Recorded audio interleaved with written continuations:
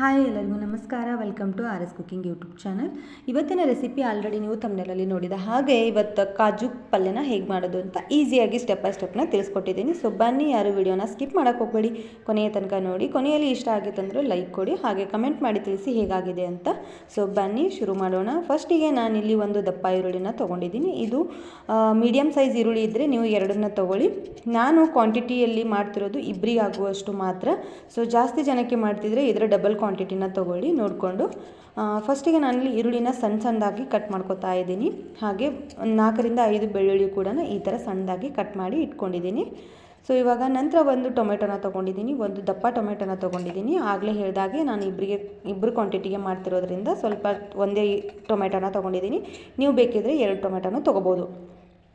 So ನಾನಿಲ್ಲಿ ಒಂದು ಪಾತ್ರೆಗೆ ಎಣ್ಣೆ ಹಾಕ್ಕೊಂಡಿದ್ದೀನಿ. ಸೊ ನೀವು ಬೇಕಿದ್ರೆ ತುಪ್ಪನೂ ಕೂಡ ಹಾಕೋಬೋದು. ಹಾಗೆ ಇದಕ್ಕೆ ಬೆಳ್ಳುಳ್ಳಿ ಮತ್ತು ಈರುಳ್ಳಿ ಸಣ್ಣದಾಗಿ ಕಟ್ ಮಾಡಿರುವಂಥ ಈರುಳ್ಳಿ, ದಪ್ಪ ಈರುಳ್ಳಿ ತೊಗೊಂಡಿದ್ರೆ ಅದರಲ್ಲಿ ಅರ್ಧ ಇಟ್ಕೊಂಡು ಇನ್ನೂ ಅರ್ಧ ಮಾತ್ರ ಫ್ರೈಯಲ್ಲಿ ಹಾಕ್ಕೊಳ್ಳಿ.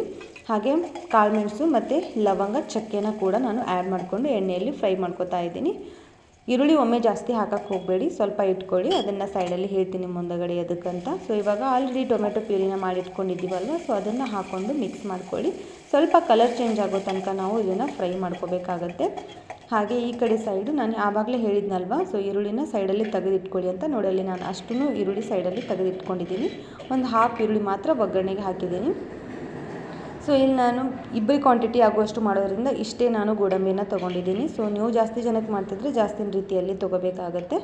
ಸೊ ನಾನಿಲ್ಲಿ ಈ ಥರ ಬಿಡಿಸ್ಕೊತಾ ಇದ್ದೀನಿ. ಈ ಥರ ಬಿಡಿಸ್ಕೊಂಡು ಇಟ್ಕೋಬೇಕು ಫ್ರೆಂಡ್ಸ್ ಎಲ್ಲನೂ. ಅಂದರೆ ಚೆನ್ನಾಗಿ ತುಪ್ಪಲ್ಲಿ ಫ್ರೈ ಮಾಡಬೇಕಾದ್ರೆ ತುಂಬ ಚೆನ್ನಾಗಿ ಫ್ರೈ ಆಗುತ್ತೆ ಅಂತ, ಅದಕ್ಕೆ ಈ ಥರ ಬಿಡಿಸ್ಕೊಂಡು ಇಟ್ಕೋಬೇಕು.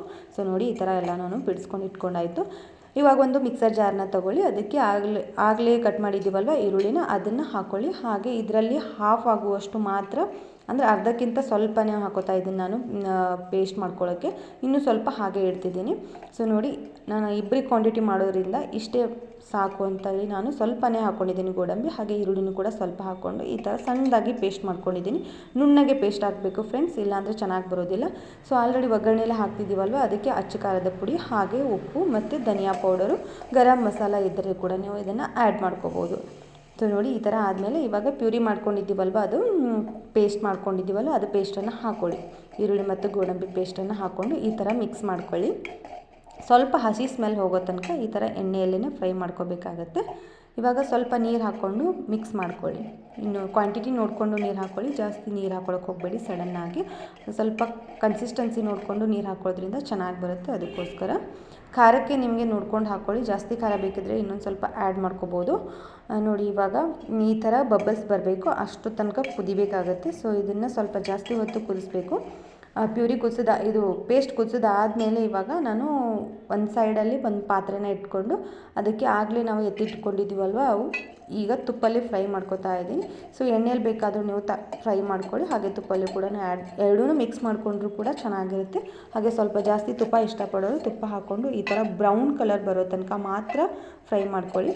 ಜಾಸ್ತಿ ಕಲರ್ ಬರಬೇಕಂತೇನಿಲ್ಲ, ಸ್ವಲ್ಪ ಕಲರ್ ಬಂದರೆ ಸಾಕು. ನೋಡಿ, ನಾನು ತೋರಿಸ್ತಾ ಇದ್ದೀನಿ, ಅಷ್ಟು ಕಲರ್ ಬಂದರೆ ಸಾಕು.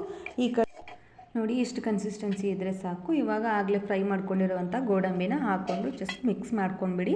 ಹಾಗೆ ಸ್ವಲ್ಪ ತೀರಾ ಗಟ್ಟಿ ಅನಿಸಿದರೆ ಇನ್ನೊಂದು ಸ್ವಲ್ಪ ನೀರು ಹಾಕ್ಕೊಳ್ಳಿ. ಅಂದರೆ 1-2 ಸ್ಪೂನ್ ಆಗುವಷ್ಟು ಮಾತ್ರ ನೀರು ಹಾಕ್ಕೊಂಡು ಮಿಕ್ಸ್ ಮಾಡಿಕೊಂಡು ಚೆನ್ನಾಗಿ ಮಿಕ್ಸ್ ಮಾಡಿ ಬಿಡಿ ಸಾಕು.